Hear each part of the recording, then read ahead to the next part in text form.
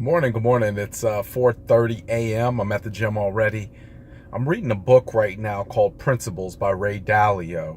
Ray Dalio is the executive of a hedge fund in the amount of around $120 billion. I'll give you a little background on this guy. He won't talk to you.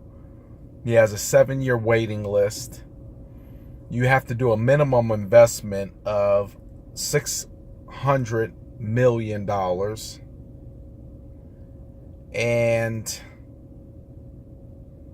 he won't even take your money right now. He runs a hedge fund, as I said, worth $120 billion. He has a 90% success rate even when the market is going down. From reading this book, he deals in commodities, which are perishable goods, meats, corns, pork bellies, things like that get exchanged and traded on the stock exchange. And I'm reading through the book, and I'm reading the book, and it's about 600 pages. And I know I'm only going to get probably this much out of it that's going to give me something I can use. But this much will propel me to another level. He started talking about different market recessions, different market cycles. And he talked about the market cycle of the 1930s and 1940s, which is considered the Great Depression. But he named off a time that he even showed charts to show that the market was even worse during another particular time. And we might think that 2005, 6, 7, 8 was the time we were talking about. But he was actually talking about 1978 to 1981. More people had been laid off. Currency had zero value. The cost of gold was rising. Silver, precious metals was rising. And they had never seen so many people in such a bad position. President Nixon, I believe, was in White House. Kissinger was Secretary of State. And everything was going to hell.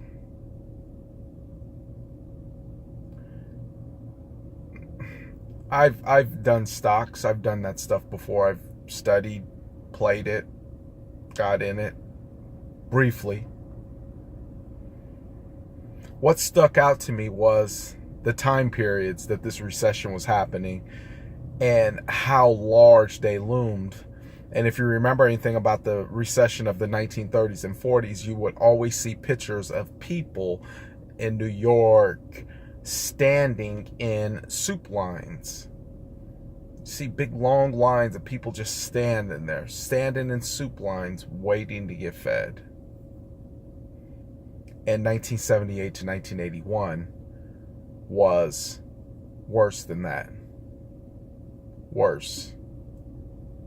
The reason why it's symbolic to me is that was the same years that me and my wife were born. And probably so many others.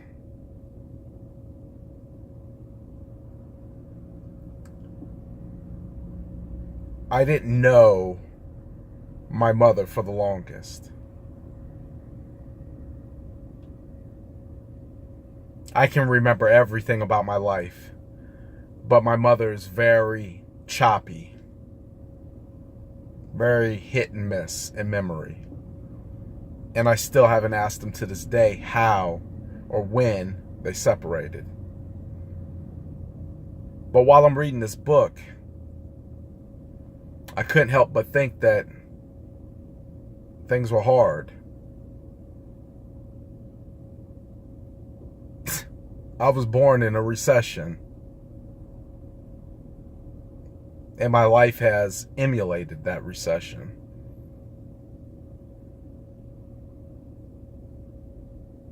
It makes me have a little bit more sympathy for them doing what they felt like they needed to do. Because at that time, they may have been 19, 20, and at 19, 20, you still don't know shit.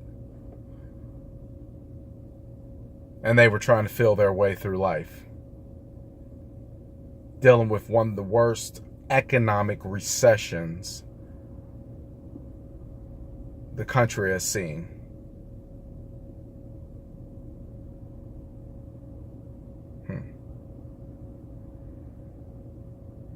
It's crazy how I could be reading a book that's completely unrelated to my life, and yet I can relate back to it, a moment in time when things didn't go right for the people who God entrusted me with to raise. And they were going through a hell themselves.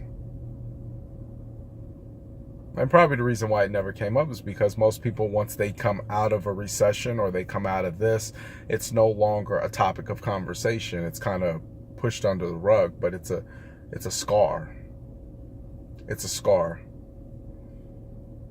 So I'll probably have a talk with my wife about it later on, because we always wondered, we'd always have conversations about why our parents didn't excel to the point that we want to, that we're striving to, that we're looking to leave a legacy of generations behind with.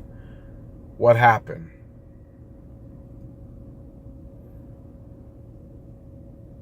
And why were they not able to give us the benefit of what we needed to be able to deal with some of the problems we're going through now?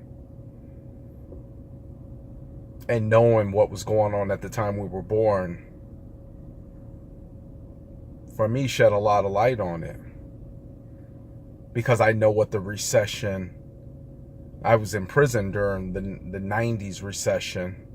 I was too young during the 80s recession. And 2005, 6, 7, I was just coming home and had no idea about world recession, period. It was outside my scope of understanding. But it's funny how God will talk to you in amazing ways and give you little hints about it's okay. They did their best. They were struggling with some things. They had a little bit more going on than they could handle. But son, they could have aborted you at birth. And you're here. You made it through one of the worst recessions the country has ever seen. And you're here. In spite of what was going on, they still thought it a blessing to keep you.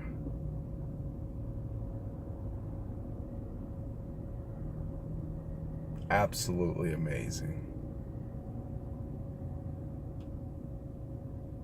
I just thought I'd share that with you. Because we always want to know where it went wrong. How'd you lose focus?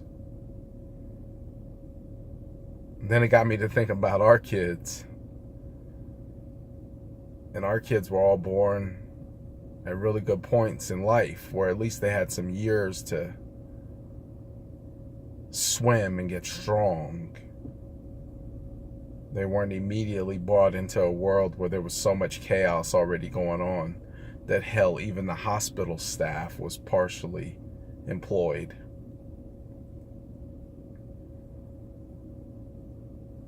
That is a true blessing. That is a very true blessing.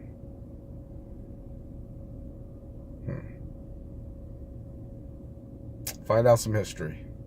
Talk to you soon.